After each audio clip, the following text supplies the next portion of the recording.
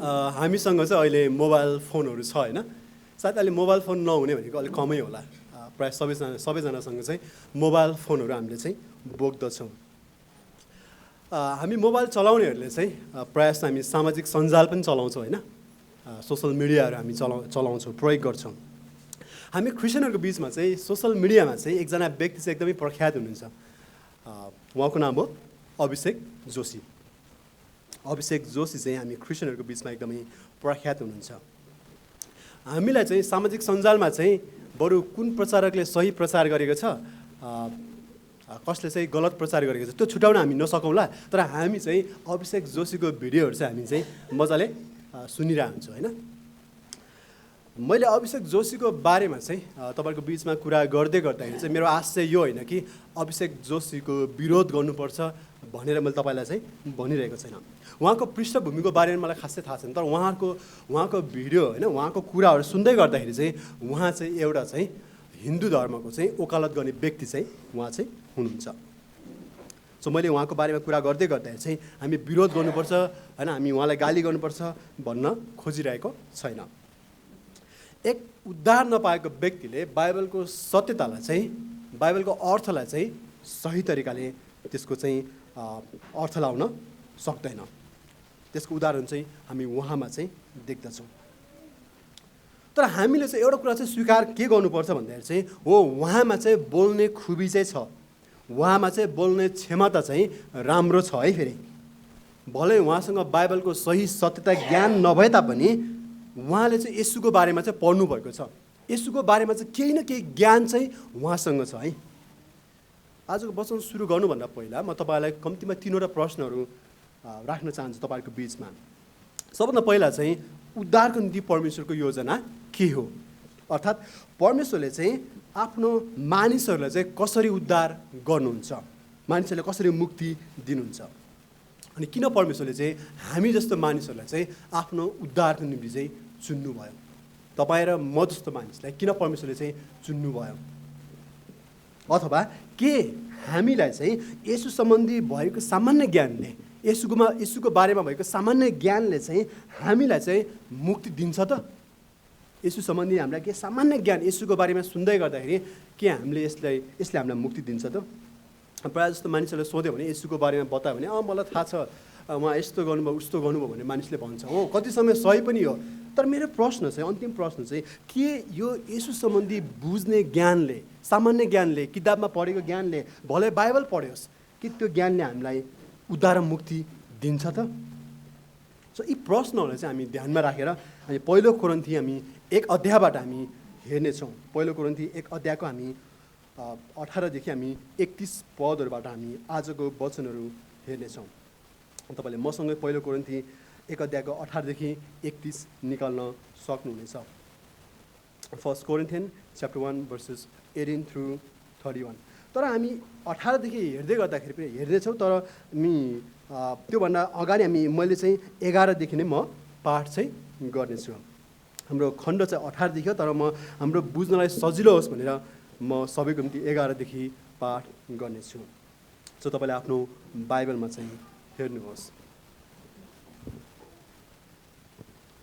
यहाँ यसरी लेखेको छ, किनकि हे मेरा भाइहरू, तिमीहरूको बिचमा झगडा छन् भनेर कलयका घरनाहरूद्वारा तिमीहरूको विषयमा मलाई बताइएको छ। अब म यो भन्दछु, तिमीहरूमध्ये हरेकले म पावलको हुँ, म अपोलोसको हुँ, म केफासको हुँ, म ख्रिस्टको हुँ भन्छौ रे। क्या ख्रिस्ट टुक्रिनु भएको छ? के पावल तिमीहरूका निम्ति क्रुसमा टाँगिएका थिए र? अथवा के पावलको नाममा तिमीहरूले बप्तिस्मा भएको थियो र? म परमप्रभुलाई धन्यवाद दिन्छु, किनभने मैले क्रिस्पस र गायसलाई बाहेक तिमीहरूमध्ये अरू कसैलाई बप्तिस्मा दिइनँ।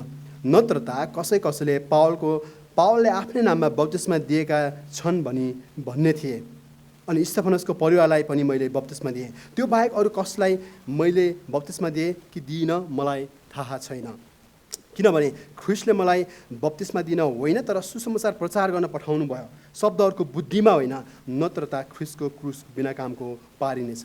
किनकि क्रुसको प्रचार चाहिँ नष्ट हुनेहरूका निम्ति मूर्खता हो, तर हामी मुक्ति पाउनेहरूका निम्ति चाहिँ परमेश्वरको सामर्थ्य हो। किनकि यो लेखिएको छ, म बुद्धिमानहरूको बुद्धि नष्ट गर्नेछु र समझहरूको समझ शून्य पारिदिनेछु, खोइ बुद्धिमान कहाँ छ, शास्त्री कहाँ छ, यस संसारको तर्क गर्ने नि कहाँ छ? के परमेश्वरले यस संसारको बुद्धिलाई मूर्ख तुल्याउनु भएन र? किनकि परमेश्वरको बुद्धि अनुसार जब संसारले परमेश्वरलाई बुद्धिद्वारा चिन्न सकेन, तब प्रचारकको मूर्खताद्वारा विश्वास गर्नेहरूलाई मुक्ति दिन परमेश्वरलाई असल लाग्यो। किनकि यहुदीहरू चिन्न माग्छन् र ग्रिकहरू ज्ञान खोज्छन्, तर हामी त क्रुसमा टाँगिनु भएको ख्रिस्टको प्रचार गर्दछौँ, जो यहुदीहरूका निम्ति ठक्करको कारण र ग्रिकहरूका निम्ति मूर्खता हुनुहुन्छ। तब बोलाइएकाहरूको निम्ति दुवै यहुदी र ग्रिकहरूका निम्ति ख्रिस्ट परमेश्वरको सामर्थ्य र परमेश्वरको बुद्धि हुनुहुन्छ। किनभने परमेश्वरको मूर्खता मानिसहरूभन्दा बुद्धिमान हुन्छ र परमेश्वरको दुर्बलता मानिसहरूभन्दा बलवान हुन्छ। किनकि हे भाइहरू, तिमीहरूले आफ्नो बोलावटमा विचार गर। शरीर अनुसार धेरैजना बुद्धिमान, धेरैजना बलवान, धेरैजना खानदानी बोलाइएका छैनन्, तर परमेश्वरले बुद्धिमानहरूलाई सर्वमा पार्नका निम्ति संसारका मूर्ख कुराहरू चुन्नुभएको छ, अनि शक्तिशाली कुराहरूलाई सर्वमा पार्नका निम्ति परमेश्वरले संसारका कमजोर कुराहरू चुन्नुभएको छ। अनि परमेश्वरले संसारका निज कुराहरू र तुच्छ ठानिएका कुराहरू साथै हुँदै नभएका कुराहरू चुन्नुभएको छ, भएका कुराहरूलाई बेकममा तुल्याइदिनु भएको छ। यस हेतुले कि उहाँको सामु कुनै प्राणीले घमण्ड गर्न नपाओस्, तर उहाँद्वारा नै तिमीहरू ख्रिस्ट येशूमा छौ, जो परमेश्वरपट्टिबाट हाम्रो निम्ति बुद्धि, धार्मिकता, पवित्रता र छुटकारा ठहरिनु भएको छ। यसैले कि लेखे अनुसार जसले गर्व गर्छ उसले प्रभुमा गर्व गरोस्। आमेन। आजको खण्डलाई तपाईँले चाहिँ यदि टिप्न चाहनुहुन्छ भने हामी दुईवटा सत्यतामा हामी हेर्नेछौँ, विशेष गरी हाम्रो बुझ्नलाई सजिलो होस् भनेर। सो पहिलो सत्यता चाहिँ हामी सुसमाचार चाहिँ परमेश्वरको शक्ति हो हेर्नेछौँ। पद 19मा सुसमाचार परमेश्वरको शक्ति हो, the gospel is the power of God, verse 18। अनि दोस्रो चाहिँ पावलको तर्कहरू, कसरी सुसमाचार परमेश्वरको सामर्थ्य हो भन्ने कुरा चाहिँ पावलले चाहिँ उहाँले तर्क दिइराख्नु भएको छ पद 19देखि 31सम्म। So Paul's arguments on how does the gospel is the power of God. अनि 19देखि हामी 31 पदसम्म हामी यी दुईवटा सत्यतामा हामी रहेर हेर्नेछौँ। सो दुईवटा पोइन्ट, पहिलो चाहिँ परमेश्वरको सुसमाचार परमेश्वरको सामर्थ्य हो, अनि दोस्रो चाहिँ पावलको तर्कहरू हामी देख्दछौँ। अनि तर्कहरू चाहिँ कसरी सुसमाचार चाहिँ परमेश्वरको सामर्थ्य हो। आजको खण्डमा जानुभन्दा पहिला चाहिँ हामीले विशेष गरी कोरिन्थीको सन्दर्भको बारेमा चाहिँ हामीले चाहिँ याद गर्नुपर्छ। कोरिन्थीको सन्दर्भ हामी बुझ्दै गर्दाखेरि चाहिँ कोरिन्थी सहरलाई चाहिँ रोमीहरूले ईसापूर्व 146मा चाहिँ उनीहरूले चाहिँ नाश गरिदिएको थियो, विनाश भएको थियो। कोरिन्थी सहर चाहिँ उनीहरूले चाहिँ विनाश गरेका थिए। तर त्यही सहरलाई चाहिँ पछि चाहिँ कैसरले चाहिँ ईसापूर्व 29मा येशू ख्रिस्ट आउनुभन्दा अगाडि 29 वर्ष अगाडि 29मा चाहिँ फेरि त्यही सहरको चाहिँ पुनर्निर्माण गरेका थिए। अनि यो सहरलाई चाहिँ नयाँ कोरिन्थी भन्छ। कोरिन्थी सहर एकदमै निकै ठुलो थियो, त्यसमा ग्रिकहरू, हिब्रूहरू अनि र विशेष गरी रोमीहरूको चाहिँ बाहुल्यता थियो। कोरिन्थी सहरलाई यसरी पनि भनिन्थ्यो कि यसलाई अनैतिकको सहर, व्यभिचारको सहर पनि भनिन्थ्यो। अनि कोरिन्थीमा यदि त्यहाँ धेरै ग्रिकहरू भएको कारणले गर्दाखेरि चाहिँ विशेष गरी उनीहरूको प्रभाव चाहिँ त्यहाँको भाषा, त्यहाँको संस्कृति, त्यहाँको धर्म सबै कुरामा चाहिँ प्रभाव चाहिँ परेको थियो। यदि कोरिन्थीको कसै मानिसलाई चाहिँ नराम्रो भन्नु पऱ्यो भने कोरिन्थी भनेर बोलाइन्थ्यो अरे। यदि कोही स्त्रीलाई चाहिँ बेस्या भनेर बोलाउनु पऱ्यो भने चाहिँ कोरिन्थीको स्त्री भनेर बोलाइन्थ्यो अरे। सो यसको अर्थ चाहिँ कोरिन्थी सहर चाहिँ एक अनैतिक र एक व्यभिचारले चाहिँ चिनिएको सहर थियो। प्रेरित हामी 18 अध्यायमा हामी हेर्ने भने चाहिँ पावलले चाहिँ आफ्नो दोस्रो मिसनरीको यात्रामा चाहिँ उनी चाहिँ एथेन्सबाट चाहिँ कोरिन्थीमा आउँदछन्। अनि कोरिन्थीमा आइसकेपछि उनले चाहिँ त्यहाँ सुसमाचार प्रचार गर्छन्। कोरिन्थी सहरमा रहँदै गर्दाखेरि सायद सम्भवतः पावलको सबैभन्दा लामो बसाइ भनेको चाहिँ कोरिन्थी सहर नै थियो। उनी करिब त्यहाँ 18 महिना चाहिँ त्यहाँ बसिरहेका छन्। त्यो 18 महिनासम्म बस्दै गर्दाखेरि उनले त्यो सुसमाचार प्रचार गरेका छन्। अनि अन्ततः यहुदी सभाघरका एकजना प्रमुख व्यक्ति होइन क्रिस्पसले चाहिँ र उनको परिवारले चाहिँ येशूमा विश्वास गर्छन्। र साथसाथै पछि गएर हेर्दै गर्दाखेरि चाहिँ क्रिस्पससँगै गायस र स्तेफनसको परिवारले पनि येशूमा विश्वास गर्छन् र उनीहरूलाई चाहिँ पावलले चाहिँ बप्तिस्मा दिन्छन्। त्यसपछि त्यहाँ चर्चको चाहिँ स्थापना हुन्छ।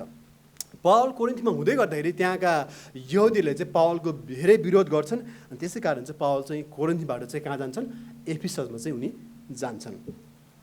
वास्तवमा चर्चले चाहिँ संसारलाई प्रभाव पार्नुपर्ने हो, चर्चले सुसमाचार संसारमा प्रदर्शन गर्नुपर्ने हो। तर दुःख लाग्दो कुरा के भइरहेको छ भन्दाखेरि चाहिँ संसारमा कोरिन्थीमा जे समस्या छ त्यो चाहिँ कोरिन्थीको मण्डलीभित्र चाहिँ प्रवेश गरिरहेको छ। एक अर्थमा भन्नुपर्दाखेरि चाहिँ संसारमा जे थिए ती समस्याहरू चाहिँ कोरिन्थीभित्र चाहिँ देखा परेको छ।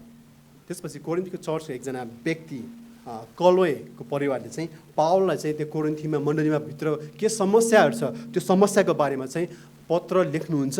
अनि त्यसपछि के गर्नुहुन्छ, त्यसको जवाब चाहिँ पावलले चाहिँ यो कोरिन्थीको पत्र लेख्नुहुन्छ। पद 18मा एक्चुअली हेर्नुहोस् त तपाईँको बाइबलमा पद 18मा के भनेको छ भने चाहिँ किनकि क्रुसको प्रचार चाहिँ नष्ट गर्नेहरूको निम्ति मूर्खता हो तर हामी मुक्ति पाउनेहरूको निम्ति चाहिँ परमेश्वरको सामर्थ्य हो भनेछ। पावलले आफ्नो यहाँ लेख्दै गर्दाखेरि चाहिँ किनभने अथवा किनकि भनेर चाहिँ सुरु गर्नुहुन्छ। पावलले यहाँ मात्र होइन है, पावलले प्रयास त आफ्नो खण्डहरूमा चाहिँ किनकि, किनभने, तर भन्ने शब्दहरू हामी बारम्बार पाउँछौँ। यी शब्दहरूलाई चाहिँ नेपाली व्याकरणमा हामी हेर्ने भने चाहिँ यसलाई संयोजक भन्छ होइन, कन्जङ्सन भन्छ होइन। यसले चाहिँ के गर्छ भन्दाखेरि चाहिँ दुईवटा वाक्यहरूलाई जोड्छ।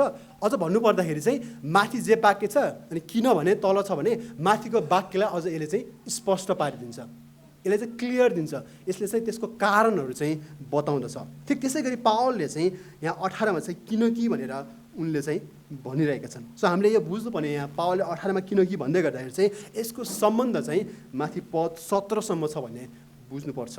अनि पद 17मा पनि एक्चुअली हेर्नुभयो भने पावलले त्यहाँ किनभने भनेर उनले चाहिँ सुरु गरिरहेछन्। सो 17को सम्बन्ध पनि हामी पद 16 र योभन्दा माथिको खण्डसँग चाहिँ सम्बन्धित छ भने हामी बुझ्नु पर्यो। पद 18मा पद 17मा हेर्दै गर्दाखेरि चाहिँ पावलले के भन्छन् भन्दाखेरि चाहिँ उनी चाहिँ बप्तिस्मा दिनको निम्ति होइन तर सुसमाचार प्रचार गर्नको निम्ति उनीलाई चाहिँ परमेश्वरले पठाउनु भएको भनेर भन्दछन्। अनि किन पठाउनु भयो भन्ने कुरा यसको सही उत्तर दिनको निम्ति पावलले तल 18मा चाहिँ किनभने किनकि भनेर उनले प्रचार गर्छ। किन सुसमाचार, किनभने यो सुसमाचार त परमेश्वरको शक्ति हो, उद्धार पाउनेहरूको निम्ति परमेश्वरको शक्ति हो। उनले चाहिँ आफ्नो तर्कहरू चाहिँ अझ स्पष्ट पारिरहेका छन्। एक अध्यायमा नै हेर्ने भने चाहिँ पावलले चाहिँ बारम्बार चाहिँ किनकि भनेर सुरुवात गर्छन्। यहाँ कम्तीमा पनि 10 चोटिभन्दा बेसी चाहिँ उनले चाहिँ यहाँ चाहिँ दोहोऱ्याइरहेका छन्। सो पावलले चाहिँ उनले चाहिँ एकपछि अर्कोपछि हुँदै परमेश्वरको वचनलाई चाहिँ उनले चाहिँ खुलस्त स्पष्ट चाहिँ पारिरहेका छन्। पद 18मा हामी हेर्ने भने चाहिँ पावलले दुईवटा व्यक्तिहरूको बारेमा बताइराख्नु भएको छ। पहिलो व्यक्ति चाहिँ मुक्ति पाउनेहरू, दोस्रो व्यक्ति चाहिँ नष्ट हुनेहरू। पद 18मा हेर्दै गर्दाखेरि चाहिँ सो पद 18मा हेर्दै गर्दा पावलले के भन्छन्, क्रुसको प्रचार अर्थात् क्रुसको बारेमा जे प्रचार गरिने हो येशूको प्रचार चाहिँ नष्ट हुनेहरूको निम्ति मूर्खता हो। पावलको आश चाहिँ यो होइन है, फेरि क्रुसको सन्देश साँच्चीकै मूर्ख हुन्छ, क्रुसको सन्देश साँच्चीकै यो बेकामको हुन्छ, यो अर्थहीनको हुन्छ भनेर पावलले चाहिँ यहाँ भनिरहेको छैनन्। यो अर्थ हुन्छ के अरे यो मूर्ख हुन्छ, यो बेकामको हुन्छ त कसले भनिरहेका छन् भन्दाखेरि चाहिँ नष्ट हुने मानिसहरूले भनिरहेका छन्। कहिले हामी मानिसहरूले वचन प्रचार गर्न, सुसमाचार प्रचार गर्न अथवा क्रुसको प्रचारै गर्न हामी गयो भने मानिसले के भन्छ, ए भाइ बहिनी के कुरा गरे, के मूर्ख कुरा गरेको, यस्ता खालको जवाबहरू हामीलाई दिनुहुन्छ। सायद हामीले यो अनुभव गरेका छौँ होला। प्रायः जस्तो मानिसहरूले हामीलाई के आरोप लाउँछ, ए तिमीहरूले आफ्नो संस्कृति किन छोडेर अरूको धर्मतिर लागिरहेको, यो विदेशी धर्म हो, यो पश्चिमको धर्म हो, यो होइन, यो एक अर्थ भन्नु भन्दाखेरि गाई खाने धर्म हो। यस्ता खालका आरोपहरू लाउँछन्। पावलले चाहिँ यी मानिसहरूलाई चाहिँ मूर्ख भन्दछन् किनभने यिनीहरूले चाहिँ सुसमाचारको क्रुसको सत्यतालाई चाहिँ स्वीकार गरिरहेका छैनन्। पावलको आश चाहिँ यी नष्ट हुने भन्दै गर्दाखेरि चाहिँ उनीहरू चाहिँ उद्धार नपाएका मानिसहरू, उनीहरू चाहिँ विश्वास नगर्ने मानिसहरू, उनीहरू चाहिँ नयाँ जन्म नपाएका मानिसहरूको बारेमा चाहिँ पावलले यहाँ कुरा गरिरहेका छन्। अझ हामी तल पद 20 देखि 25सम्म हामी हेर्ने भने चाहिँ पावलले चाहिँ त्यहाँ एकदमै कसलाई उनले चाहिँ टार्गेट गरिरहेका छन् भन्ने चाहिँ कसलाई देखाइरहेका छन् भन्ने चाहिँ विशेष गरी विश्वास नगर्ने यहुदीहरू, विश्वास नगर्ने ग्रिकहरूलाई उनले चाहिँ भनिरहेका छन्, तिमीहरू चाहिँ नष्ट हुनेहरू हो। एक उद्धार नपाएको व्यक्तिले चाहिँ मानिसले चाहिँ नयाँ जन्म नभएको मानिसले चाहिँ क्रुसको सन्देशलाई चाहिँ सही तरिकाले बुझ्दैन। उसले आफ्नो विचारले, मानवीय विचारले चाहिँ उसले के गर्छ, बुझ्ने प्रयास गर्दछ। क्रुसको सन्देशलाई, क्रुसको अर्थलाई। अनि यी मानिसहरूले चाहिँ सत्यतामा उनीहरू चाहिँ कहिले पनि आउन चाहँदैनन्। यिनीहरू चाहिँ परमेश्वरको शक्ति क्रुसमा देखाउनु भएको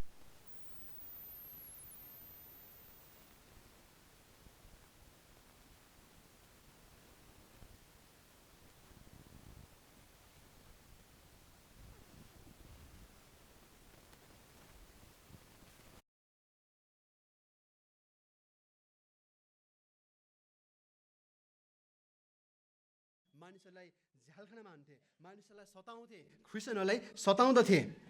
अनि तर यही व्यक्ति पछि आएर के हुनुभएको छ, परिवर्तन हुनुभएको छ। परमेश्वरको शक्तिले क्रुसको प्रचारद्वारा चाहिँ उनले चाहिँ के गरिरहेका छन्, सुसमाचारको प्रचार गरिरहेका छन्। पत्रुस पनि हामी देख्छौँ होइन, पत्रुसले पनि के गर्छन्, यसले आफ्नो मृत्युको बारेमा भविष्यवाणी गर्नुहुँदै गर्दाखेरि पत्रुसले के भन्छन्, हे प्रभु यसो नहोस् भनेर के गर्छन्, पत्रुसले यसलाई एक ठाउँमा लगेर चाहिँ गाली गर्छन्।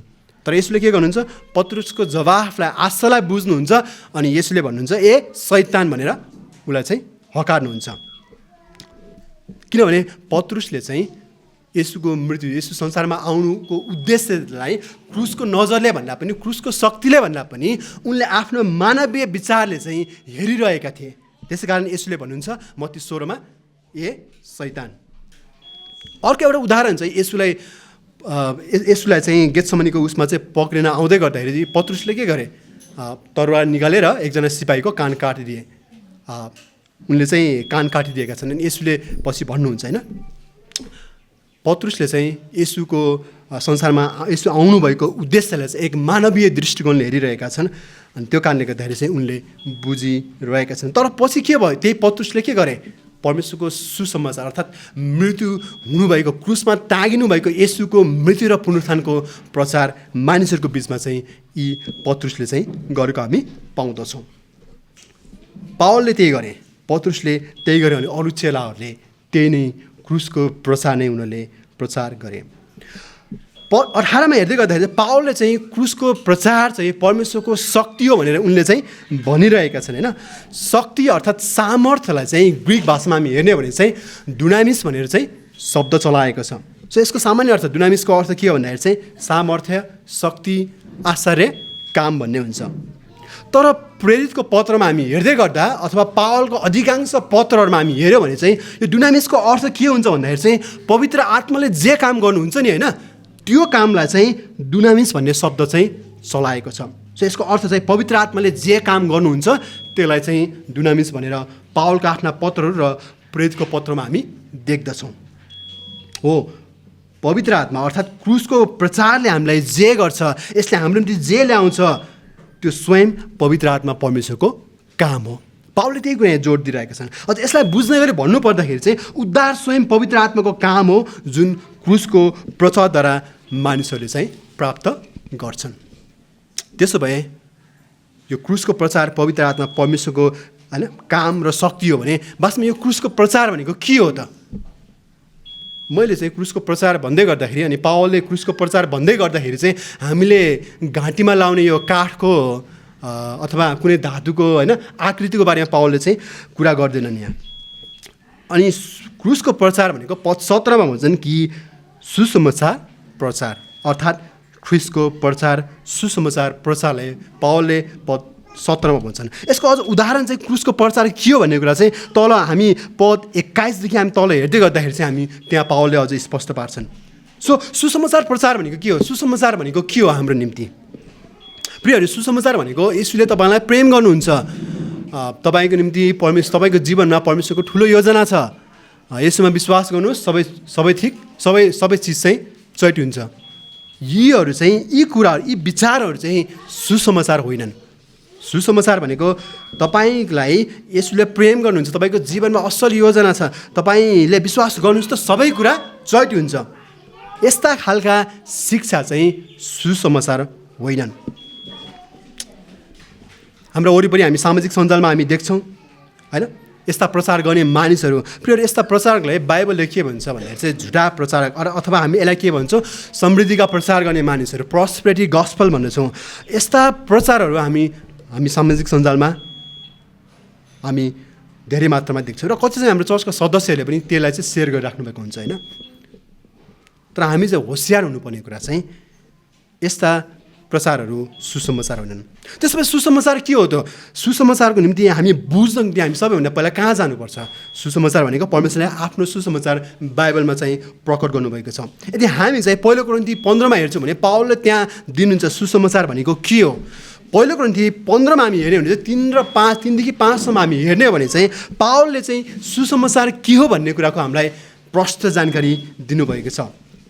सुसमाचार त हाम्रो पापको निम्ति धर्मशास्त्र अनुसार चाहिँ येशू मर्नुभयो, गाडिनुभयो र तेस्रो दिनमा उहाँ पुनर्जीवित हुनुभयो। यो चाहिँ हाम्रो निम्ति सुसमाचार हो। येशू तपाईँको निम्ति पापको निम्ति मर्नुभयो, मेरो पापको निम्ति मर्नुभयो। यो सुसमाचार हो प्रियहरू। त्यसो भए येशू मर्नुले चाहिँ हाम्रो निम्ति किन यो सुसमाचार, किन यो शुभ समाचार, किन असल खबर हुन्छ त? यसको अर्थ हो, यसको उत्तर हो किनकि हामी मानिसहरू चाहिँ परमेश्वरको विरुद्धमा पाप गरेका छौँ। हामी परमेश्वरको विरुद्धमा पाप गरेको कारणले गर्दाखेरि चाहिँ हामी परमेश्वरको न्याय, परमेश्वरको क्रोध पाउन योग्यका मानिसहरू हो प्रियहरू। तर परमेश्वर अनुग्रही हुनुहुन्छ।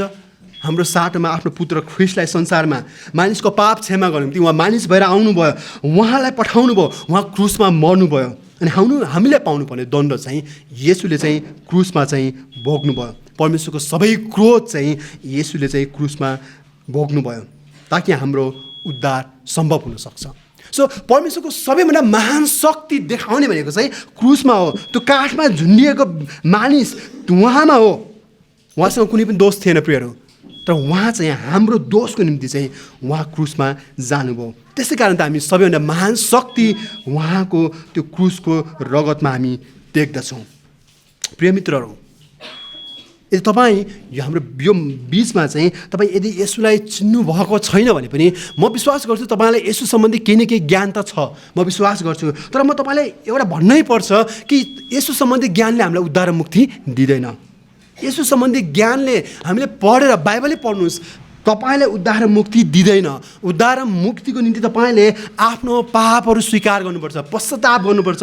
पश्चाताप गर्नु भनेको चाहिँ तपाईँको पापको निम्ति येशू मर्नुभयो, मर्न आउनुभयो, उहाँ मात्र एकमात्र बाटो हो भन्ने कुराको सत्यता हो प्रियहरू। म उत्साह दिन चाहन्छु यही क्रुसमा टाँगिनु भएको येशूलाई हेर्नुहोस्, जहाँ परमेश्वरले आफ्नो उद्धारको निम्ति सबैभन्दा महान शक्ति चाहिँ उहाँले क्रुसमा चाहिँ खन्याउनु भयो। तब मात्र तपाईँको उद्धार मुक्ति निश्चित छ।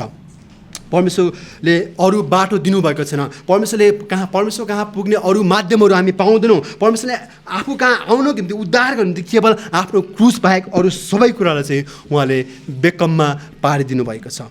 सो म उत्साह दिन चाहन्छु प्रियहरू, तपाईँ यसलाई अझै चिन्नुभएको छ भने, विश्वास गर्नुभएको छ भने उहाँमाथि भरोसा गर्नुहोस् र आफ्नो पापहरू स्वीकार गर्नुहोस्। तब मात्र हाम्रो उद्धार, तपाईँको उद्धार सम्भव छ। पहिलो शताब्दीतिर हेर्दै गर्दाखेरि ग्रिकहरूले चाहिँ विशेष गरी चाहिँ ग्रिकहरूले चाहिँ मानिसहरूलाई चाहिँ आफ्नो मानिसहरूका दर्शनहरू चाहिँ उनीहरूले चाहिँ मन पराउँदथे। अर्थात् उनीहरू ग्रिकहरू चाहिँ मानिसहरूको विचार दर्शनमा चाहिँ उनीहरू चाहिँ एकदमै मोहित हुन्थे। अझ भन्दै गर्दाखेरि चाहिँ ग्रिकहरूले यति दर्शनका कुरा गर्दै गर्दाखेरि मानिस कहाँबाट आए, मानिसको उत्पत्ति के भयो, कहाँबाट आयो, उनीहरू कहाँ जाँदैछन् संसारमा, होइन कसरी हामी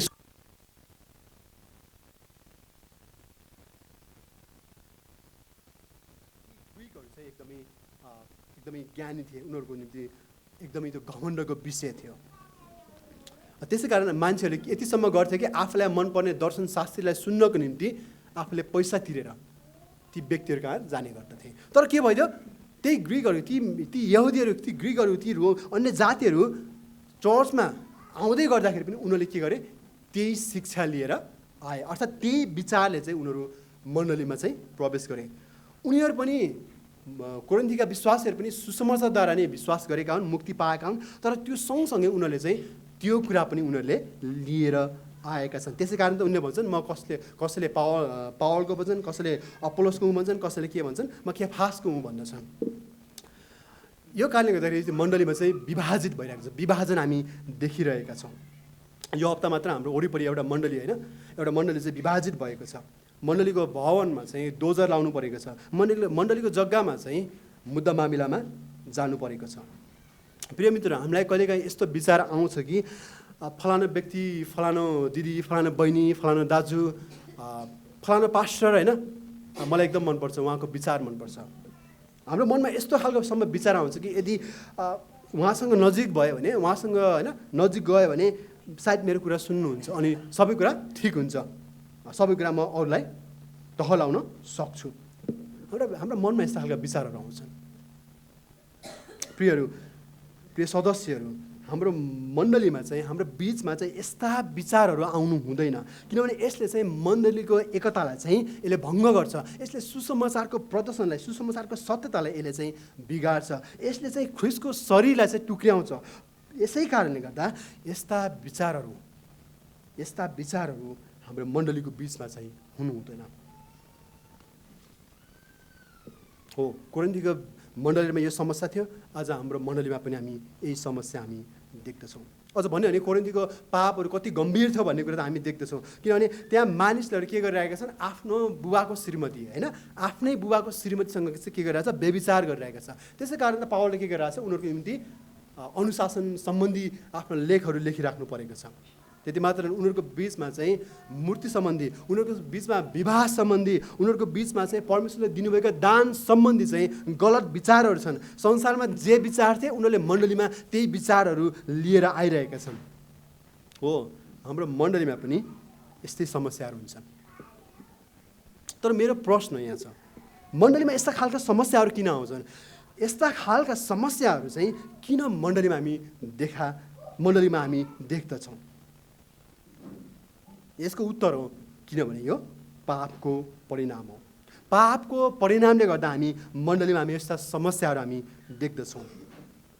यदि पापको कारणले गर्दा मण्डलीमा यस्ता खालका समस्याहरू छन् भने यसको समाधानको निम्ति पनि एउटै छ उपाय, त्यो हो सुसमाचार।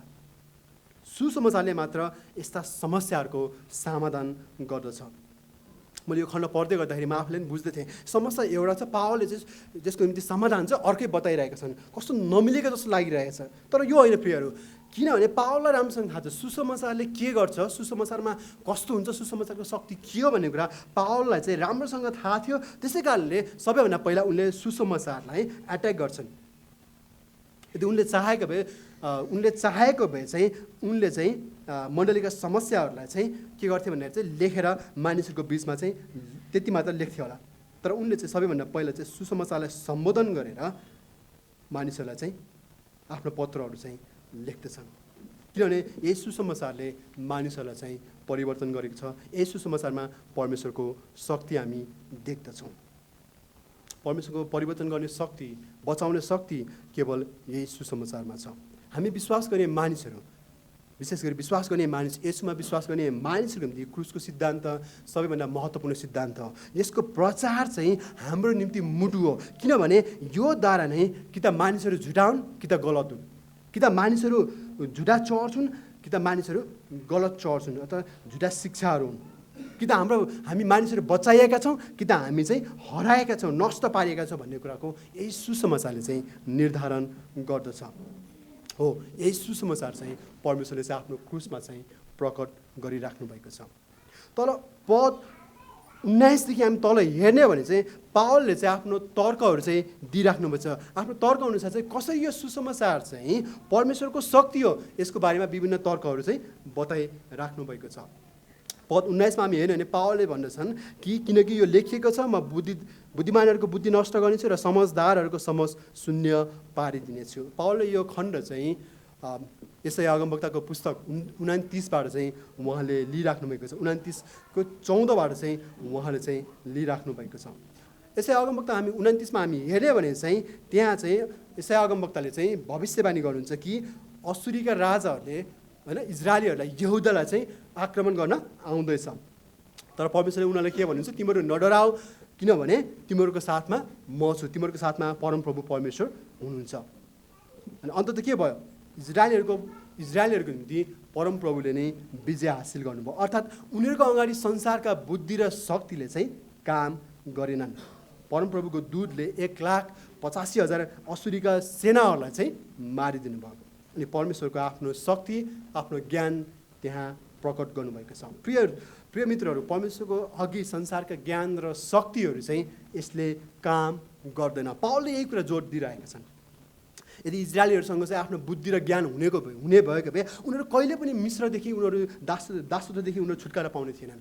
यदि उनीहरूसँग ज्ञान र त्यो सामर्थ्य बुद्धि हुने भए उनीहरू 40 वर्षसम्म मरुभूमिमा उनीहरू जीवित हुने थिएनन्। त्यति मात्र होइन, यदि उनीहरूसँग त्यो ज्ञान हुनेको भए उनीहरू फारोको पन्जादेखि फारोले चालेको चालदेखि उनीहरू कहिले पनि छुटकारा चाहिँ पाउने थिएनन्। तर सबै काम स्वयं परमेश्वरले आफ्नो शक्ति र आफ्नो बुद्धिद्वारा मानिसलाई गर्नुभयो। त्यसै कारण उहाँले भन्नुभएको छ, म उनीहरूको बुद्धिलाई नष्ट गर्नेछु र उनीहरूको समशक्तिलाई चाहिँ शून्य पारिदिनेछु। पद 20 मा गएर हेर्दै गर्दा पावलले अर्को कारण पनि दिन्छन्। अर्को कारण के भन्दै गर्दाखेरि चाहिँ उहाँले चाहिँ संसारको बुद्धिको बारेमा चाहिँ बुद्धिमानहरूको बारेमा चाहिँ उहाँले चाहिँ यहाँ बोलिरहेका छन्। यहाँ 4वटा प्रश्न गर्नुहुन्छ, खोइ बुद्धिमान कहाँ छ, शास्त्रीहरू कहाँ छ, यस संसारको तर्क गर्ने कहाँ छ। उनले भन्छन् के परमेश्वरले यस संसारको बुद्धिलाई मूर्ख तुल्याउनु भएन र? पावलले यो 4वटा प्रश्न सोधे तापनि यसको जवाब चाहिँ एउटै हो। उनले एउटै प्रश्नलाई चाहिँ फरक कोणले चाहिँ फरक एङ्गलले चाहिँ उनले चाहिँ सोधिरहेका छन्। हो, पद 20 को आश चाहिँ एउटै हो कि मानिसहरू परमेश्वरको अगाडि केही पनि होइनन्। मानिसका बुद्धिहरू परमेश्वरको अगाडि कमजोर छन्, मानिसका शक्ति परमेश्वरको अगाडि कमजोर छन्। पद 20 मा पावलले चाहिँ संसारका मानिस जसले आफूलाई बुद्धिमान भन्छन्, जसले आफ्नो बुद्धिमा घमण्ड गर्छन्, जसले आफ्नो सामर्थ्यमा सबै कुरा देख्छन्, सबै कुरा आफ्नो विचारद्वारा चाहिँ बुझ्ने प्रयास गर्छन्, ती मानिसहरूलाई चाहिँ पावलले चाहिँ भन्छ तिमीहरूको बुद्धि कहाँ गयो त, खै त तिमीहरूको सामर्थ्य। अनि पद 20 देखि 25 सम्म हामी हेर्दै गर्दाखेरि चाहिँ यहाँ बुद्धिमान भन्दै गर्दाखेरि शास्त्री र ग्रिकहरूलाई चाहिँ पावलले चाहिँ बताइरहेका छन्। शास्त्रीहरू चाहिँ ती मानिसहरू हुन्, विशेष गरी यहुदीहरूको बिचबाट उनीहरू चाहिँ एकदमै बुद्धिमानमा पर्छन्, किनभने उनीहरूले व्यवस्था पढ्थे, व्यवस्थालाई एक ठाउँदेखि अर्को ठाउँमा उनीहरूले सार्ने अथवा कपी गर्ने गर्दथे र साथसाथै आवश्यक परेमा चाहिँ व्यवस्थाका कुरालाई उनीहरूले चाहिँ व्याख्या गर्ने गर्दथे, त्यसलाई चाहिँ एक्सपोजिसन गर्ने गर्दथे। भनिन्छ यी शास्त्रीहरूले चाहिँ एकदेखि अर्को ठाउँमा कपी गर्दै जाँदाखेरि चाहिँ उनीहरूले यतिसम्म ध्यान दिन्थे कि परमेश्वरको वचन कपी गर्ने कुरालाई, लेख्ने कुरालाई, कि उनीहरूले लेखिसकेपछि हरेक शब्दहरू चाहिँ उनीहरूले चाहिँ काउन्ट गर्थे, उनीहरूले चाहिँ गणना गर्ने गर्थे। यतिसम्म कि हरेक शब्दको बिचमा कति ग्याप छ, कति डिस्टेन्स छ, कति दूरी छ, त्यसको बारेसम्म उनीहरूले यति धेरै चासो राख्दथे। यो एउटा परमेश्वरको अनुग्रह हो कि परमेश्वरले हाम्रो बिचमा ती मानिसहरूलाई चाहिँ चलाएर आफ्नो वचन चाहिँ हाम्रो बिचमा चाहिँ ल्याइदिनु भएको छ। तर पछि के भयो, येशूको पालासम्म उनीहरू के भए, भ्रष्ट भए। के गरे, परमेश्वरको व्यवस्था, परमेश्वरको वचन भन्दा पनि उनीहरूले आफ्नो मानवीय परम्पराहरूलाई चाहिँ, मानव निर्मित परम्परालाई चाहिँ उनीहरूले चाहिँ माथि राखे। त्यसै कारण त येशू नयाँ करारमा हेर्दै गर्दाखेरि चाहिँ शास्त्री फरिहरूसँग चाहिँ बारम्बार यसकै विषयमा चाहिँ उहाँ चाहिँ विवाद गर्नुहुन्छ, उनीहरूलाई चाहिँ सच्याउनुहुन्छ। पद 20 र 20 देखि 25 सम्म हामी हेर्दै गर्दाखेरि यहाँ तर्क गर्नेहरू भन्दै गर्दाखेरि चाहिँ पावलले चाहिँ यहाँ चाहिँ ग्रिकहरूलाई चाहिँ भनिरहेका छन्। पावल पनि आफै यहुदी थिए, उनी आफै पनि रोमी अनि यो ग्रिकहरूको परिवेशमा हुर्केका थिए, उनी आफू शिक्षित थिए, उनी आफूलाई थाहा थियो, उनी आफूलाई ग्रिकहरूको परिवेशको बारेमा थाहा थियो, उनीहरूलाई त्यो राम्रो ज्ञान थियो। अनि हो, ग्रिकहरू एकदम शिक्षित हुन्थे, उनीहरू तर्क गर्नमा एकदमै सिपालु हुन्थे, उनीहरू बोलीमा मान्छेहरूलाई चाहिँ बोलीद्वारा चाहिँ उनीहरूले चाहिँ जित्ने प्रयास गर्दथे, उनीहरूले वाद विवाद चाहिँ मन पराउने मानिसहरू थिए। त्यसै कारण पावलले यहाँ भन्छन् ए शास्त्रीहरू, ए ग्रिकहरू, खै त तिमीहरूको बुद्धि कहाँ छ, किनभने तिमीहरूले त परमेश्वरलाई चिन्न सकेनौ, किनभने परमेश्वरले आफूलाई प्रकट गर्नुभएको छ, उहाँको ज्ञान तिमीहरूको सामु छ, खै तिमीहरूले चिन्न सकेको। त्यति मात्र होइन, पहिलो शताब्दीतिर सबैभन्दा ठुलो समस्या भनेको गरिबी थियो, मानिसहरू एक्लोपना हुँदै गर्दाखेरि एक्लो परिवारदेखि त्यागिँदथे, अनि मानिसहरू चाहिँ दासहरू हुने थिए, सबैभन्दा ठुलो समस्या त्यो थियो, युद्ध थियो।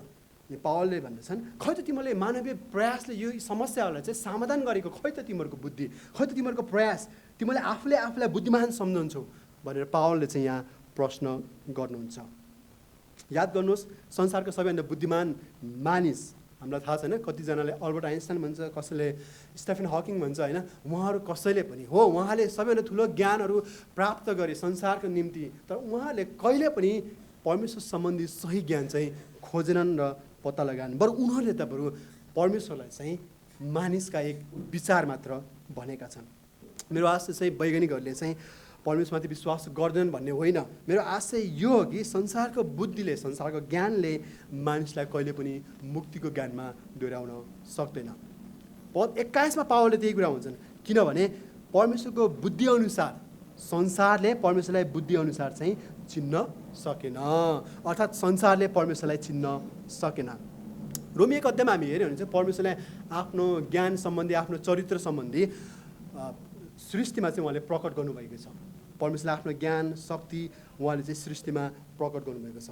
यदि हामी बिहान उठ्दा हिमाल हेरौँ, हामी रातिको समयमा हामी ताराहरू हेर्छौँ, हामी परमेश्वरको उदेकको शक्ति हामी देख्दछौँ, उहाँको चरित्रहरू हामी त्यहाँ देख्छौँ, उहाँको ज्ञानको, उहाँको सिपको बारेमा हामी त्यहाँ देख्दछौँ। तर मानिसहरूले कहिले पनि टेलिस्कोप पत्ता लगाए, मानिसले दूरबीन पत्ता लगाए, मानिसले होइन माइक्रोस्कोप पत्ता लगाए, तर मानिसले कहिले पनि परमेश्वरको वचनको सत्यतालाई पत्ता लगाउन सकेनन्, किनभने उनीहरू आफ्नो विचारमा चाहिँ बेकममा छन्, उनीहरू आफ्नो विचारमा चाहिँ मूर्ख छन्। अनि पावलले बारम्बार यही कुरा गर्नुहुन्छ कि मानिसहरू चाहिँ आफ्नो बुद्धिमा चाहिँ उनीहरू चाहिँ बेकाममा भएका छन्, मूर्ख भएका छन्। पावलको हामी दोस्रो तर्क हामी यहाँ देख्दैछौँ। दोस्रो तर्क हेर्दै गर्दा 21 देखि हामी तल 25 सम्म हामी हेर्दै गर्दाखेरि चाहिँ मानिसहरूले चाहिँ, संसारका मानिसहरूले परमेश्वरलाई चिन्न सकेनन्। त्यसै कारण परमेश्वरले चाहिँ के गर्नुभयो, आफ्नो क्रुस चाहिँ, आफ्नो पुत्र ख्रिस्ट चाहिँ पठाउनु भयो, अर्थात् क्रुसको प्रचारलाई परमेश्वरले के गर्नुभयो, छान्नुभयो। सबैभन्दा महत्त्वपूर्ण केन्द्र उहाँले क्रुसलाई चाहिँ राख्नुभयो। पद 21ले भन्छ, यसै कारण त परमेश्वरले प्रचारकको मूर्खताद्वारा विश्वास गर्नेहरूलाई मुक्ति दिन असल लाग्यो।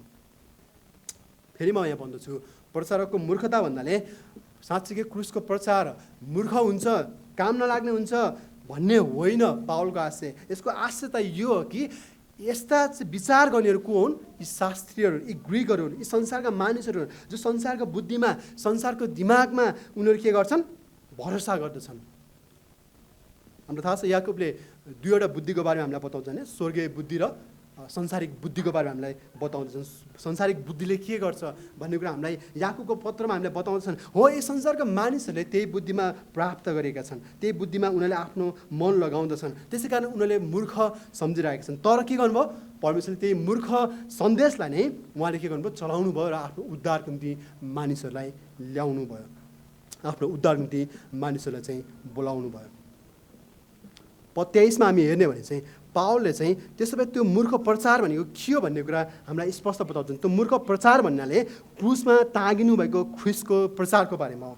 पावलले त्यही कुरा गर्छन्, अर्थात् क्रुसको प्रचार भनेको क्रुसमा टाँगिनु भएको येशूको बारेमा हो। प्रियहरू, येशूको अस्तित्वको बारेमा एउटा काल्पनिक रूपमा तपाईँ नसम्झिनुहोस्। येशू वास्तविक हुनुहुन्छ, इतिहासमा हुनुहुन्छ, अहिले हुनुहुन्छ। उहाँको उद्धारको इतिहासमा हामी देख्दछौँ उहाँको काम र उहाँको अस्तित्व हो। त्यही येशूमा परमेश्वरले आफ्नो क्रुसको शक्ति चाहिँ उहाँले देखाउनु भयो। पावलले यहाँ चाहिँ हामी भन्दै गर्दाखेरि चाहिँ सम्भवतः पावल सँगसँगै अरू प्रेरितहरूले चाहिँ कसको प्रचार गरे भन्दाखेरि चाहिँ क्रुसको प्रचार गरे। क्रुसको प्रचार बाहेक अरू कसै केही पनि गरेनन्। दुःखलाग्दो कुरा, हाम्रो बिचमा चाहिँ क्रुसको प्रचारलाई भन्दा पनि अरू प्रचारलाई चाहिँ मानिसहरूले चाहिँ पहिलो प्राथमिकतामा राख्दछन्। पावलले तल 2 अध्यायमा गएर हेर्छन् भने त्यहाँ भन्नुहुन्छ, उनले सुसमाचार बाहेक म केही प्रचार गरेन, त्यो बाहेक म अरू केही कुरा पनि म जान्ने नै मैले सोच राखेँ। मानिसहरूलाई चाहिँ उनले फुस्ल्याउने कुराहरू गरेनन्, मानिसलाई उनले ट्र्यापमा पारेनन्, मानिसलाई कसरी बचाउने भनेर त्यसको बारेमा उनले भनेनन्। बरु उनले के गरे, सिधै क्रुसको सन्देशलाई, ख्रिस्ट हाम्रो पापको निम्ति मर्नुभयो भन्ने कुरा चाहिँ उनले चाहिँ त्यही कुराको प्रचार गर्दछन्। पद 22मा किनभने पावलले यसरी भन्दछन्, यहुदीहरू चिन्न माग्छन् र ग्रिकहरू चाहिँ ज्ञान खोज्दछन् भनिरहेका छन्। पावलले यहाँ यहुदीहरू र ग्रिकहरू भन्दै गर्दाखेरि चाहिँ विश्वास नगर्ने एक अविश्वासीको लागि उदाहरण दिइरहेका छन्। विशेष गरी शास्त्रीहरू र फरिसीहरूले चाहिँ येशूसँग चाहिँ के माग्थे, चिन्ह माग्थे होइन। जब चाहिँ हामी सुसमाचारको पुस्तकमा हामी हेऱ्यौँ भने चाहिँ भेट भयो भने तपाईँले हामीलाई गुरुजी अथवा तपाईँले हामीलाई के चिन्ह देखाउनुहुन्छ, स्वर्गबाट के प्रकट गर्नुहुन्छ, खै हामीलाई चिन्ह देखाउनुहोस् न त, हामी विश्वास गर्न सकौँ। ताकि उनीहरूको बिचमा येशूसँगै रहँदासम्म उनीहरूको बिचमा धेरै चिन्हहरू देखाउनु भएको थियो, धेरै कामहरू गर्नुभएको थियो। येशूले मुर्दाहरूलाई जीवित पार्नुभएको थियो, येशूले 5,000लाई खुवाउनु भएको थियो, येशूले रोगीहरूलाई निको पार्नुभएको थियो। त्यही पनि यी मानिसहरू चाहिँ विश्वास गरेनन्। यहुदीहरूले चाहिँ विश्वास नगर्ने एउटा कारण भनेको चाहिँ उनीहरूले आशा गरेको मसीह चाहिँ यसु थिएन क्या। उनीहरूले आशा गरेको मसीह कस्तो खालको मसीह थियो भन्दाखेरि चाहिँ जसले उनीहरूलाई चाहिँ संसारको राज्यदेखि अर्थात् त्यतिखेर उनीहरू रोमीको अधीनतामा थिए त्यहाँदेखि उनीहरूलाई छुटकारा दियोस् र अर्कै राज्यमा लगोस् भन्ने यहुदीहरूले चाहिँ चाहन्थे।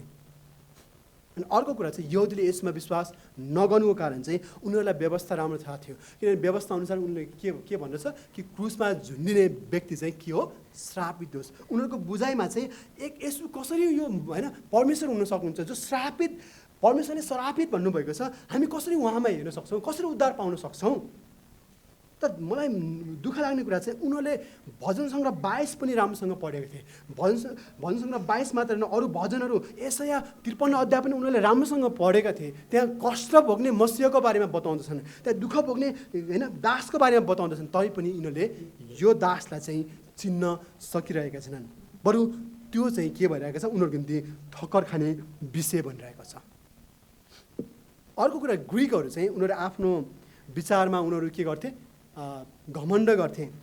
पावलले पनि अझ हामी हेर्ने हो भने चाहिँ हामी 17 अध्यायमा हामी हेर्ने भने चाहिँ उनी चाहिँ त्यहाँ चाहिँ हुँदै गर्दाखेरि चाहिँ ग्रिकहरूको बिचमा हुँदै गर्दाखेरि चाहिँ उनीहरूको बिचमा चाहिँ वार्तालाप होइन, उनीहरूको बिचमा चाहिँ तर्क गरिरहेका छन्। विशेष गरी उनीहरू नयाँ विचार होइन, नयाँ विचार सँगसँगै समस्याहरूको समाधानको निम्ति खोजी गर्दथे।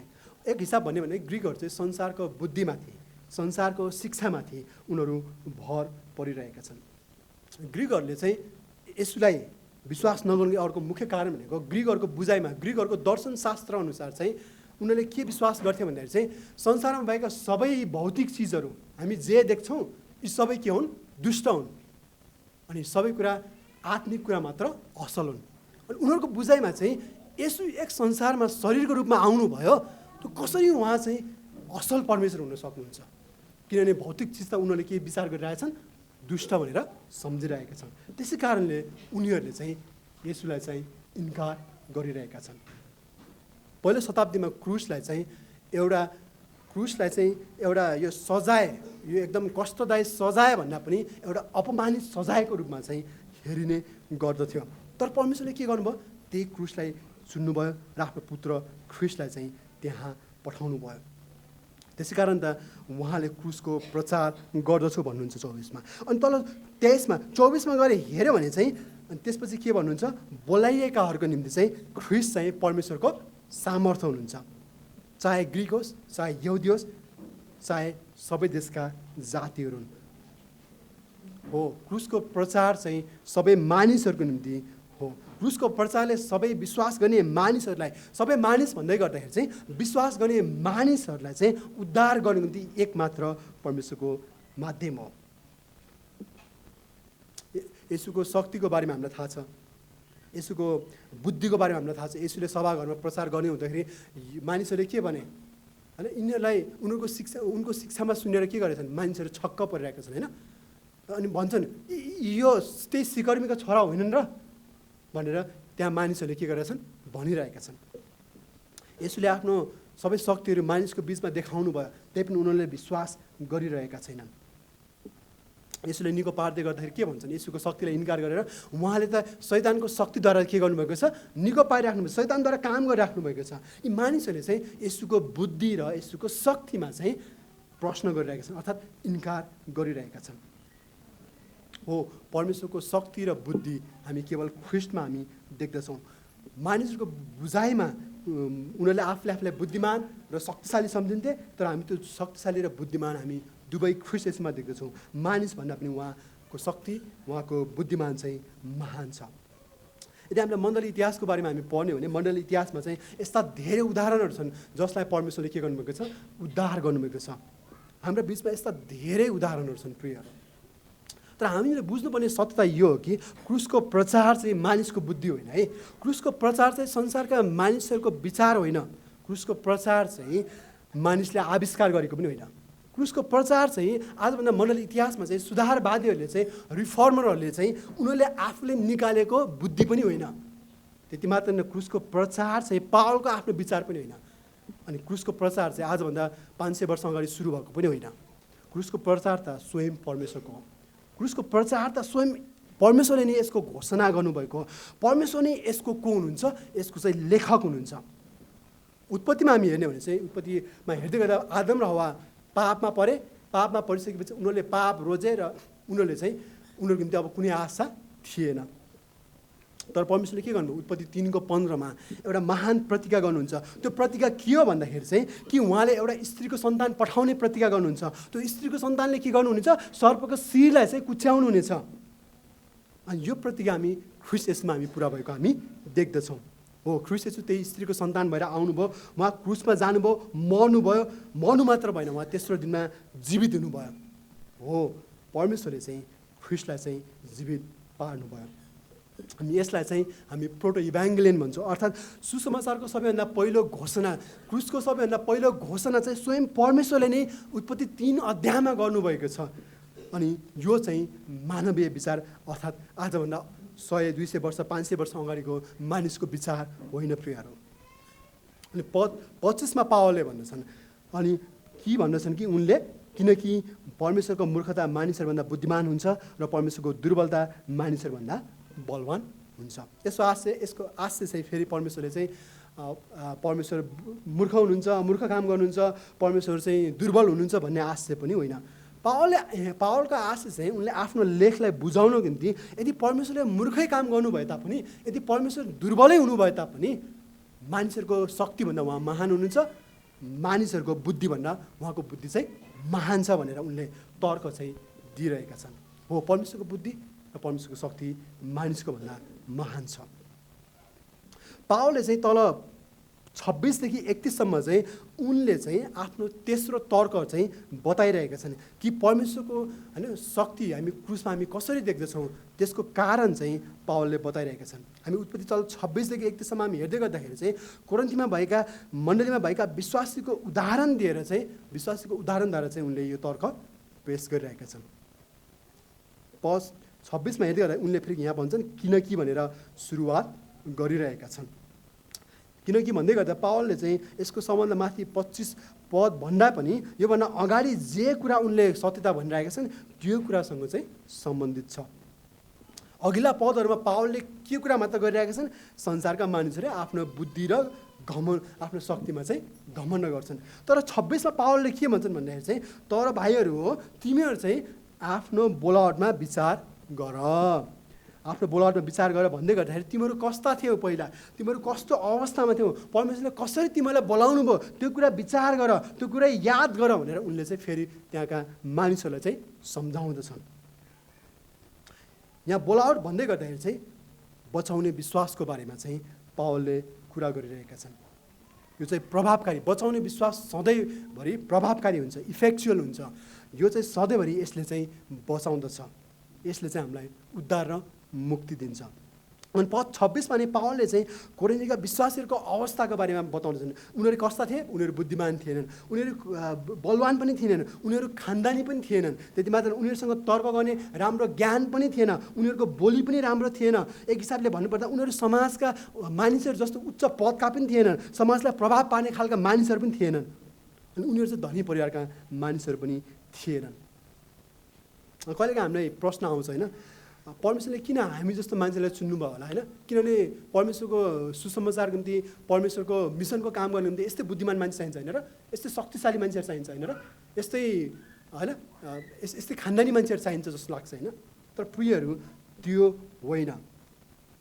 परमेश्वरले आफ्नो उद्धारको काम मानिसहरूको सामर्थ्य, मानिसको बुद्धि भन्दा पनि, मानिसको चलाखीपन भन्दा पनि, मानिसको स्क्याजुल, मानिसको तालिका भन्दा पनि, मानिसले गर्ने चतुराई भन्दा पनि परमेश्वरले आफ्नो शक्तिद्वारा चाहिँ सधैँ मानिसहरूलाई चाहिँ उद्धार गर्नुहुन्छ। अर्थात् परमेश्वरले चाहिँ क्रुसको प्रचार र सुसमाचारद्वारा चाहिँ मानिसलाई चाहिँ प्रचार गर्नुहुन्छ। परमेश्वरले अहिले पनि मानिसलाई प्रचार गर्नुहुन्छ। तपाईँ र मेरो मण्डलीद्वारा हामीले प्रचार गरेको सुसमाचार अनि ख्रीष्टको प्रचारद्वारा परमेश्वरले अझै पनि मानिसलाई उद्धार गर्नुहुन्छ। 27 हामी हेर्दै गर्दाखेरि चाहिँ पावलले अन्त भन्दछन् कि बुद्धिमानहरूलाई शर्ममा पार्न, अर्थात् लाजमा पार्न अथवा बेकाममा पार्न परमेश्वरले संसारका मूर्ख कुराहरू चुन्नुभयो। शक्तिशाली कुराहरूलाई चाहिँ शर्ममा पार्न परमेश्वरले संसारका कमजोर कुराहरू चुन्नुभयो। यसको अर्थ चाहिँ कोरिन्थीका विश्वासीहरू चाहिँ मूर्ख थिए, उनीहरू चाहिँ मूर्ख भन्नाले मानसिक असन्तुलन थिए अथवा उनीहरू चाहिँ शारीरिक दुर्बलता थिए भन्न खोजिरहेका छैनन्। पावलको आशय चाहिँ परमेश्वरले चाहिँ आफ्नो बुद्धि मानिसहरूभन्दा सर्वश्रेष्ठ देखाउनको निम्ति यी मानिसहरूलाई चाहिँ चुन्नु भइरहेको छ। यसको आशय पद 28 मा पावलले चाहिँ हामीलाई अझ स्पष्ट पार्नुहुन्छ। परमेश्वरले किन उनीहरूलाई मूर्ख र कमजोरी तुल्याउनु भयो, कसरी तुल्याउनु भयो? पावलले भन्दछन् किनभने परमेश्वरले निज कुराहरू र उहाँले तुच्छ ठानिएका कुराहरू चुन्नुभयो, साथै हुँदै नभएका कुराहरूलाई चाहिँ उहाँले चाहिँ आफ्नो उद्धारको निम्ति चाहिँ चुन्नुभयो। परमेश्वरले संसारमा भएका बुद्धिमानी शक्तिशालीलाई चुन्नु भएन, तर परमेश्वरले यी व्यक्तिहरूलाई चुन्नुभयो जो तुच्छ, जो के छन्, उनीहरू चाहिँ निज छन्, ती व्यक्तिहरूलाई परमेश्वरले चुन्नुभयो। परमेश्वरले चाहिँ मानिसहरूलाई चुन्नुको कारण चाहिँ हामी असल भएर, हामी अरूभन्दा बढी चलाक भएर, हाम्रो राम्रो भएर, अथवा हामी 40 दिन उपवास बसेर, अथवा हाम्रो आफ्नो प्रयासले हामी धेरै पढ्ने भएर, हाम्रो असल ज्ञान बुद्धि, हाम्रो आफ्नो बानीहरू राम्रो भएर होइन प्रियहरू। परमेश्वरले जहिले हामीलाई चुन्ने भनेको आफ्नो अनुग्रह, उहाँको यो सार्वभौमिक इच्छा हो प्रियहरू। परमेश्वरले जहिले पनि आफ्नो अनुग्रह र कृपाद्वारा मानिसहरूलाई चाहिँ चुन्नुहुन्छ। सधैँभरि परमेश्वरले मानिसहरूलाई चाहिँ आफ्नो अनुग्रहद्वारा चाहिँ मानिसहरूलाई चाहिँ चुन्नुहुन्छ। पहिलो शताब्दीमा मैले अघि भनेको थिएँ कि विशेष गरी दासलाई चाहिँ नराम्रो तरिकाले हेरिन्थ्यो अनि गरिबहरूलाई, परिवारदेखि त्यागेका मानिसहरूलाई। तर परमेश्वरले चाहिँ यी व्यक्तिहरूलाई चाहिँ चुन्नुभएको छ ताकि संसारको बुद्धि र शक्तिशाली मानिसहरूलाई चाहिँ मूर्ख बनाउनु भएको छ। कहिलेकाहीँ हामीलाई पद 27 र 28 लाई चाहिँ हामी गलत तरिकाले हामीले व्याख्या गर्दछौँ जस्तो लाग्छ।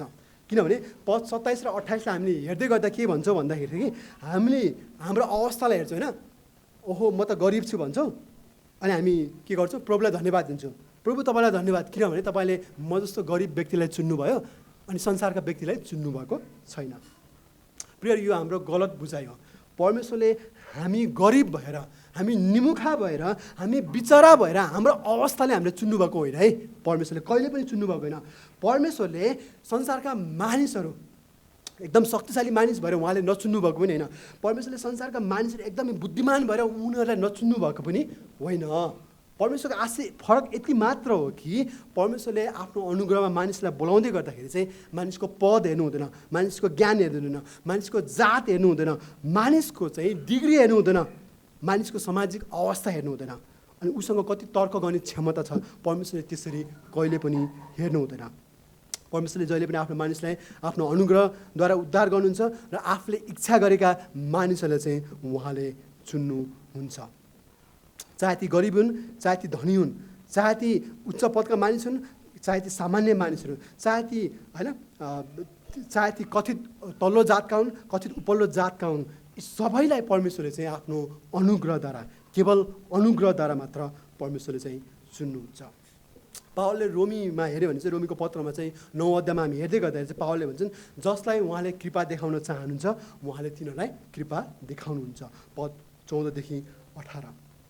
त्यसो भए परमेश्वरले किन आफ्नो अनुग्रहमा मानिसहरूलाई चुन्नुभयो? किन परमेश्वरले उनीहरूलाई चाहिँ उनीहरूको बुद्धि र कामद्वारा चुन्नु भएन?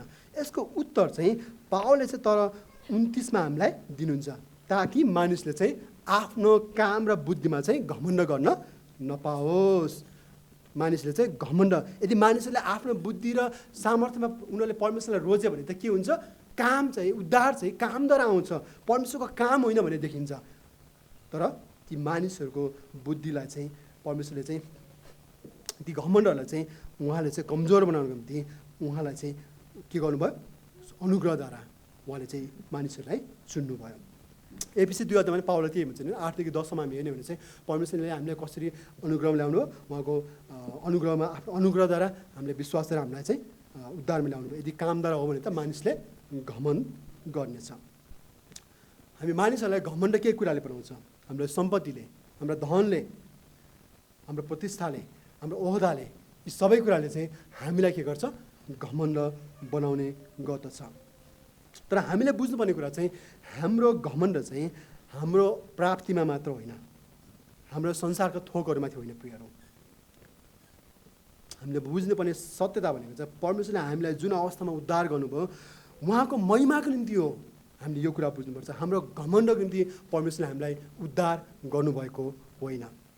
पद 30 मा हामी हेर्दै गर्दाखेरि चाहिँ ख्रिस्टमा उद्धार पाउनुको चाहिँ पावलले चाहिँ हामीलाई 4वटा कारणहरू चाहिँ दिनुहुन्छ। अर्थात् आशिष, यसलाई हामी आत्मिक आशिष पनि हामी भन्न सक्दछौँ होइन, कि परमेश्वरले चाहिँ हामीलाई उद्धार गर्नुको 4वटा आशिषहरू दिनुहुन्छ। पहिलो आशिष चाहिँ पावलले भन्दछन् कि परमेश्वरको ज्ञान हामीले प्राप्त गर्न सकौँ। पावलले आफै भन्छन्, कलसीको पत्रमा आफैले भन्छन् कि परमेश्वरको सम्पूर्ण ज्ञान, उहाँको प्रतिरूप हामी ख्रीष्ट येशूमा प्राप्त गर्दछौँ। यसै कारण सम्पूर्ण ज्ञान, उहाँको शक्ति सबै परमेश्वरले ख्रीष्ट येशूमा चाहिँ प्रकट गर्नुभएको छ। प्रिय मित्रहरू, यदि परमेश्वरले आफ्नो ज्ञान सबै वचनमा ख्रीष्ट येशूमा प्रकट गर्नुभएको छ भने के हामीले चाहिँ परमेश्वरको वचन पढ्ने कुरामा चाहिँ हामी गम्भीर छौँ त? के हामी आफ्नो वचन, परमेश्वरको वचन आफ्नो परिवारमा हामी सँगै पढ्छौँ? के परमेश्वरको वचनको खोजी गर्दछौँ? परमेश्वरको वचन पढ्दै गर्दाखेरि हामीलाई बुझ्नको निम्ति परमेश्वरले आफ्नो पवित्र आत्मा हामीलाई दिनुभएको छ, जसले हामीलाई के गर्नुहुन्छ? बुझ्नलाई ज्ञान दिनुहुन्छ। यही पवित्र आत्मा परमेश्वरले हामीलाई उद्धारको निम्ति पनि हामीलाई के गर्नुहुन्छ? बुझ्नलाई सहायता गर्नुहुन्छ। एक हिसाबले भन्नु भने नयाँ जन्म चाहिँ पवित्र आत्मा परमेश्वरको काम हो। पवित्र आत्मा परमेश्वरले हामीलाई त्यो ज्ञान दिनुहुन्छ, त्यसै कारण त हामी उद्धारमा आउन सक्दछौँ। पावलले यहाँ दोस्रो उद्देश्यको बारेमा पनि बताउनुहुन्छ। दोस्रो उद्देश्य यो कि परमेश्वरले हामीलाई चुन्नुको कारण चाहिँ ताकि हामीले धार्मिकता प्राप्त गर्न सकौँ। धार्मिकता अथवा धर्मी भनेको चाहिँ एउटा कानुनी शब्द हो होइन, ल होइन, के भन्छ वकिल होइन, त्यो कानुनी शब्द हो।